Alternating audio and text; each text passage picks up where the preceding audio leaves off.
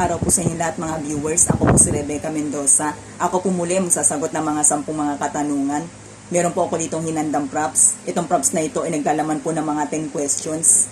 Ang gagawin ko po dito ay bubunutin ko po ito pa isa-isa, babasahin ko po ang mga tanong at ito po ay sasagutan ko hanggang sa makomplete ko po ang lahat ng mga 10 questions na ito. Itong mga questions na ito ay matagal ko na po itong inipon sa aking notebook. Ako po ang nag-effort na mag-search and then ako rin po ang nagsagot ng lahat ng mga tanong na ito. Anyway, ito po ay pang 28 videos ko na po ito sa Q&A at ngayon ay magsisimula na po ako.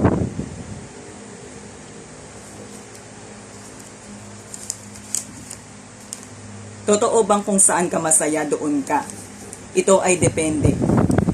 Depende rin ito sa iyong pipiliin at sa panahon. Kung ang mga bagay na pinipili mo ay tama at kayang abutin ng iyong pangarap, yan ay nararapat. Yan ang totoong kung saan ka masaya ay doon ka.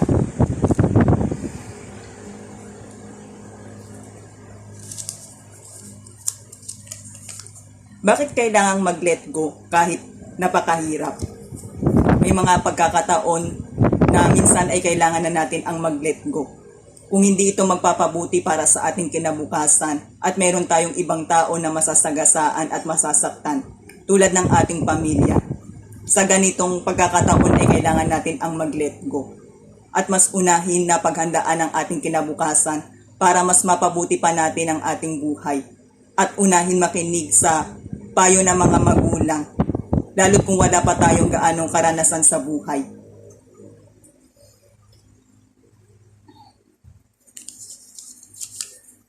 Magtsatsaga ka ba sa magulo at salat kung mayroon namang maayos at sagana? Kung meron naman tayong maayos na pagpipilian, ito na ang dapat nating piliin.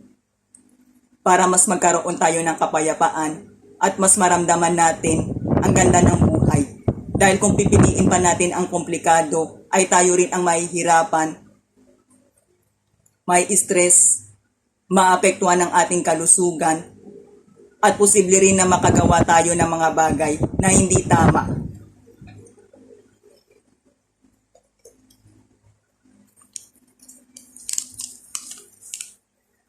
Ano para sa iyo ang kahulugan ng pagpapala? Para sa akin, ang kahulugan ng pagpapala ay yung tayo ay laging masaya, nakokontento, positibo. Dahil kapag mayroon tayong ganitong katangian, ay mararamdaman natin na tayo ay binibigyan ng sapat, hindi pinagkukulang. At kapag mayroon tayong mga ganitong katangian, ay hindi matitinag ang ating pag-asa.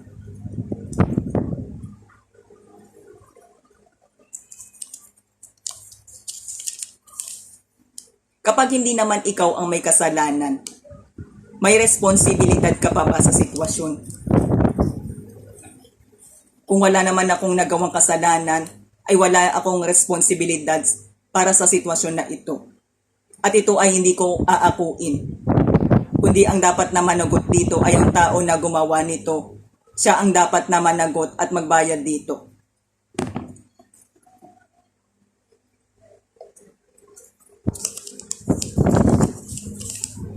Mas maganda kaya ang buhay kung ang lahat ay pare-pareho. Hindi maaari na tayong lahat ay maging pare-pareho. Dahil magkakaiba ang ibinigay sa atin na itsura at kakayahan ng Diyos.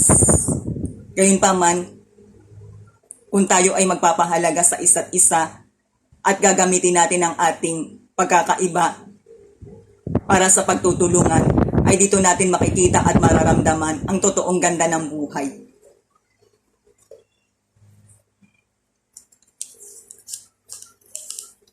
Nakakatiyak ka ba sa pangako? Sa pangako ng tao ay hindi tayo laging 100% na makakatiyak. Sapagkat ang pangako ng tao ay kadalasan, ito ay napapako. Pero ang pangako ng Diyos, kahit pa ito ay mahirap at matagal, ito ay dapat natin paniwalaan at asahan sapagkat ito ay totoo at mas maganda.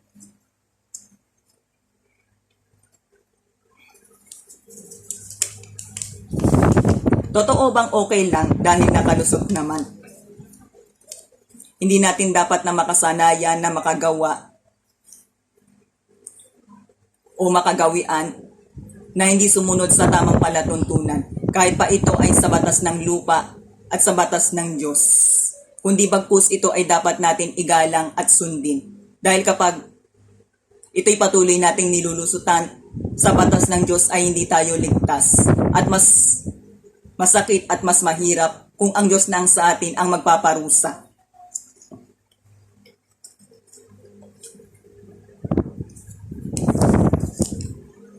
Ano ang mga sikreto ng mga taong salat pero payapa ang kalooban?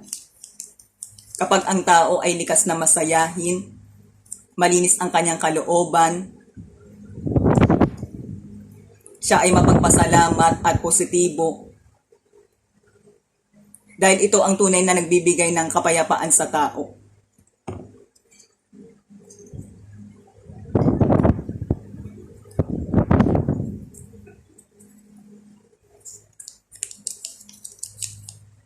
Magpapasalamat ka pa rin ba kahit na kaunti ang iyong natanggap?